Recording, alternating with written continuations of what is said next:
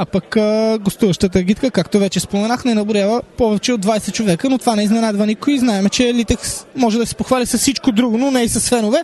Сега страхотен пас към Георги Миланов. Какво ще направи Миланов? Удар! Греда! Изключително интересно положение в тази 11-та минута. След далечен пас Георги Миланов бе намерен отляво на наказателното. Тъч изпълнен бързо към Сандринио. Сандринио не успя да владее топката. Сега добра възможност за Ботев Враца. Удар на Рангелов. Трябва Пиргов да лови без проблеми и така се изслучва. Той сбърка в първи момент с паса. След това обаче намира Илиев. Има терен пред себе си Илиев. Пуска наляво за Коконов. Центриране на Коконов. Там Рангелов се размине на сантиметри от топката. Наистина бе оставен абсолютно непокрит и ако бе засекал. Ето, че Ботев показа, че ще бъде доста опасен в тази среща. Вече на няколко пъти Румен Рангелов се озовава на добра позиция. За съжаление на Тори Здравков. За момента нападател с номер 27 няма късмет да се разпише. Румен Рангелов дойде от отбора на Миньор Перник през зимната пауза.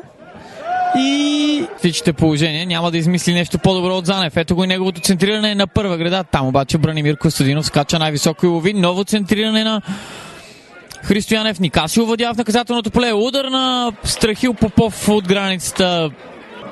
Страхил Попов напред за Христо Янев. Отново Янев. Пада Янев. Няма нарушение срещу него. Бързо трябва врачани да пробват атака. Подаването надясно е за Бранимир Костадинов. Ще стигне пръв до топката Бранимир Костадинов. Центриране към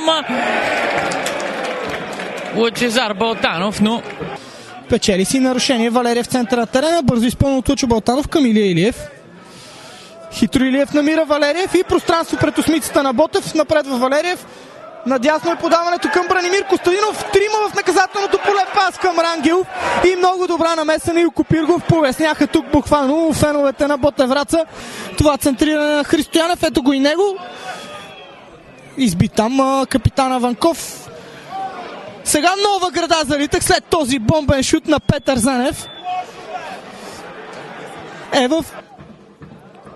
Илия Миланов тръгва напред. Търси с далечно подаване Христо Янев. Явно разбраха, че с бързи пасове няма да стане.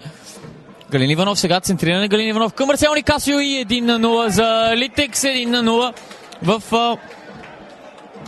тази 51-а минута на двубоя. Поредно попадение за Марсело Никасио след много добро центриране на Галин Иванов. Сложи той топката на главата на бразилецът и резултатът вече е променен. 1-0 в полза на Литекс.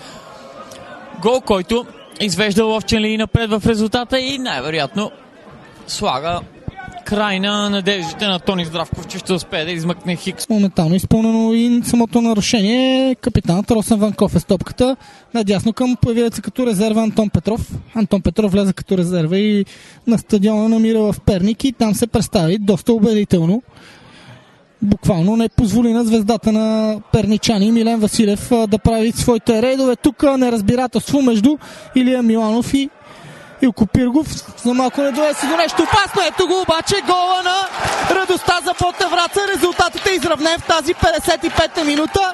Центриране отляво на Илия Илиев и топката бе засечена от Бранимир Костадинов.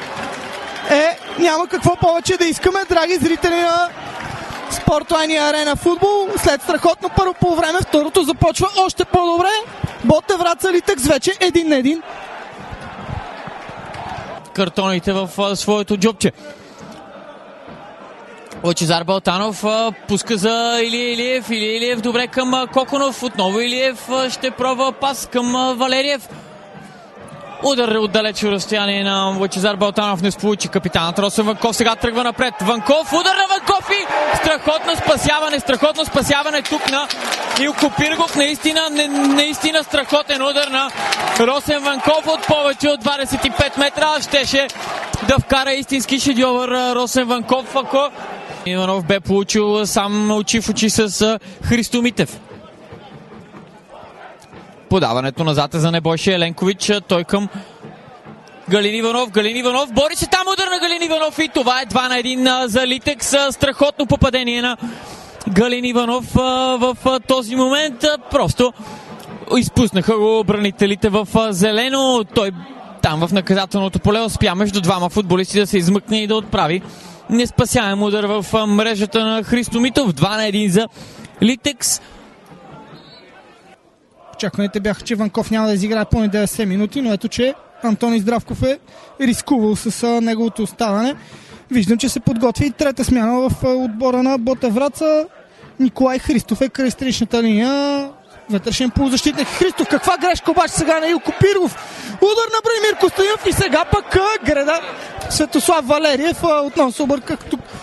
Центъра на терена, да видим дали Илийката няма да намери някой свой съотборник и да върне интригата в този двубой. Центриране на Илия Илиев.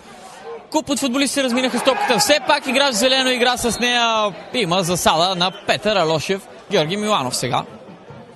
Напред за Галин Иванов. Ще овладее Галин Иванов тази топка. Удар на Галин Иванов и това е 3-1 за Литекс. Страхотен матч за Галин Иванов. 2 гола и асистенция срещу Ботев Враца. 3-1 за оранжевите срещу зелените в този 22-и кръг на Виктория футболна група. След страхотното подаване на Георги Миланов към Галин Иванов. Той остана очи в очи с Стража Митов. Можеше да подаде към Марсело Никасио, но реши да заложи на своите качества и прави.